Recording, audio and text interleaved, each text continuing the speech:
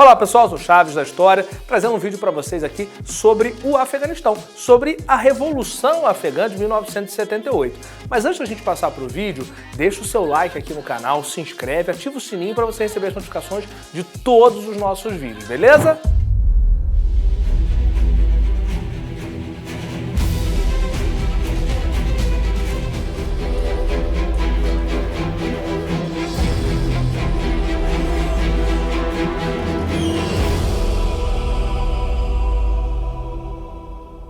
O Afeganistão é um país que fica no Oriente Médio e faz fronteira com o Irã, com a China, com o Paquistão, com o Turcomenistão, com o Uzbequistão e com o Tadiquistão.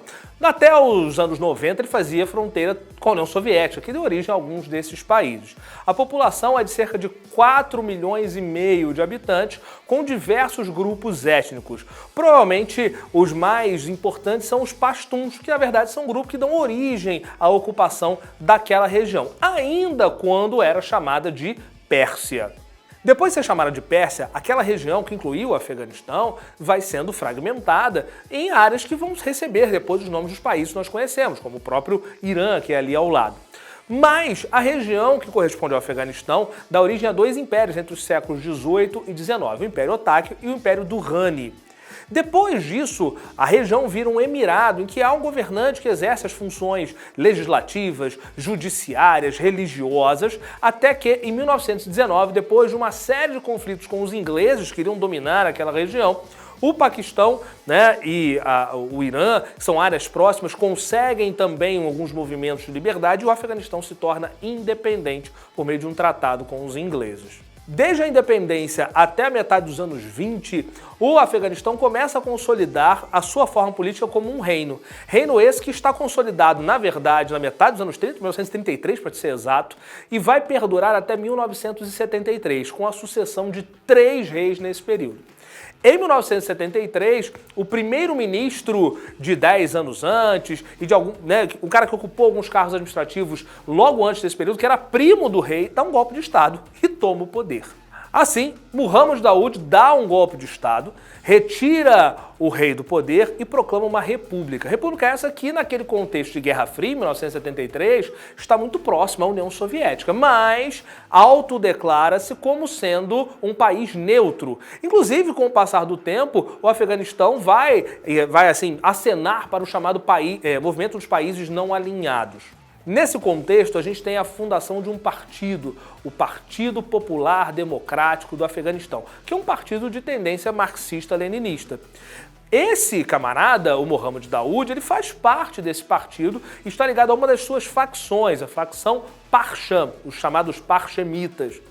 Os Parchams, junto com os Khalqis, são os dois grupos principais que existem nesse partido e que estão ali tentando tomar conta do governo. Mas nada avança muito até 1978, quando um dos líderes desse outro grupo, o Khalqi, é assassinado e vai se atribuir à repressão exercida pelo governo Daoud o assassinato dessa liderança. A partir daí, as outras lideranças Khalqis começam a articular um golpe de Estado que vai ser executado, de fato, no final de abril daquele ano de 1978. Esse golpe de Estado é chamado de Revolução Afegã ou Revolução de Saur. O golpe de abril de 78 transforma o Afeganistão em um regime essencialmente marxista-leninista, um regime comunista.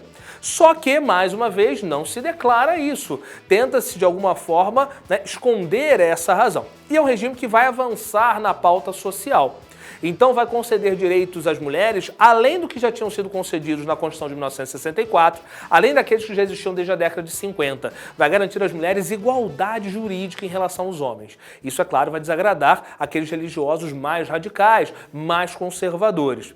Vai empreender um processo de reforma agrária que não vai dar muito certo, porque vai desarticular as formas de produção do Afeganistão. Claro que isso vai desagradar os latifundiários, mas sobretudo vai desarticular a forma de produção porque junto com a reforma agrária é abolida formalmente a usura. E essa usura, esse empréstimo de dinheiro a juros, era a forma de conceder a pequenos proprietários ou poceiros o capital necessário para produzir. Então a produção de alimentos cai. E com essa queda da produção de alimentos, a população começa a sentir no estômago, é claro, e no bolso, os efeitos dessa tentativa frustrada de reforma agrária. Isso, é claro, vai causar insatisfações e as pessoas não vão querer muito a continuidade desse governo, né, montado a partir do golpe de 1978. O governo vai exercer uma repressão muito forte, como nunca tinha sido vista. Não que já não houvesse repressão nos governos anteriores, mas dessa maneira, indo até o interior do país, essa repressão ficava geralmente concentrada em Cabu, em Kandahar, em cidades um pouco maiores, mas indo ao interior do país, indo às pequenas vilas, aos pequenos grupos tribais e prendendo e assassinando mulás e chefes tribais, isso nunca tinha sido feito. Isso vai contribuir para a formação no interior do país de resistência a esse governo.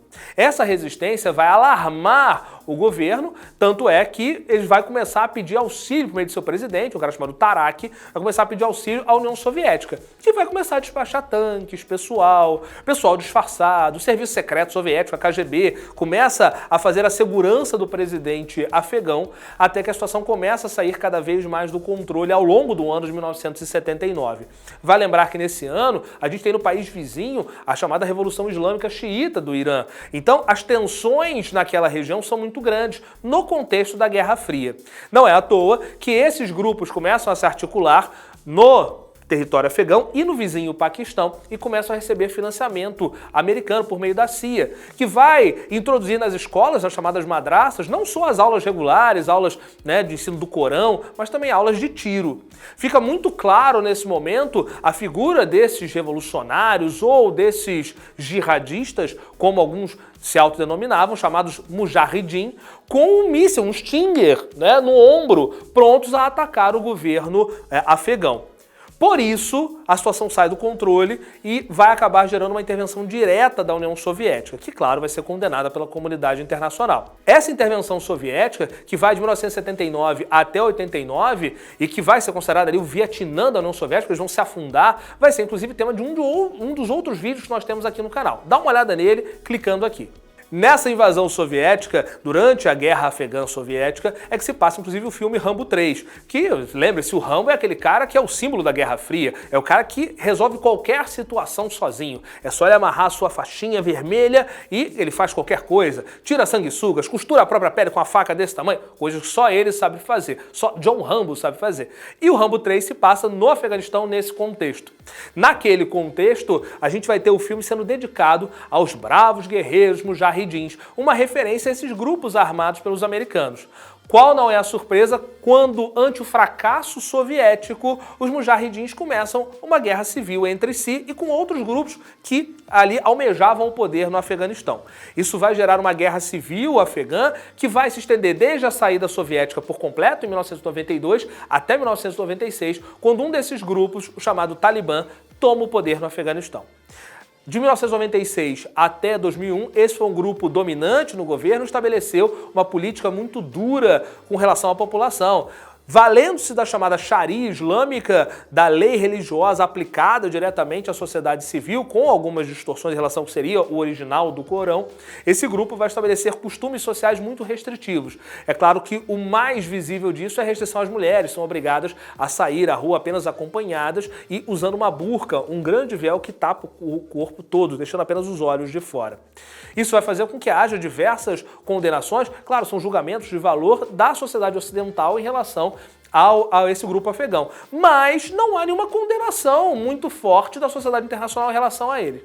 Até que, no dia 11 de setembro de 2001, aviões batem no World Trade Center em Nova York, perpetrando aquele que é talvez o maior atentado terrorista da história, e o grupo responsável pelo ataque, a Al-Qaeda, teria sua sede ou seria escondida pelo governo afegão dos talibãs. Isso faz com que os Estados Unidos volte as suas baterias, com o perdão do trocadilho, ao Afeganistão e promova uma invasão ao país naquele mesmo ano de 2001. Em cerca de um mês, eles conseguem derrubar o governo talibã e ocupar o país. 20 anos depois da ocupação americana, as tropas começam a ser evacuadas de maneira abrupta.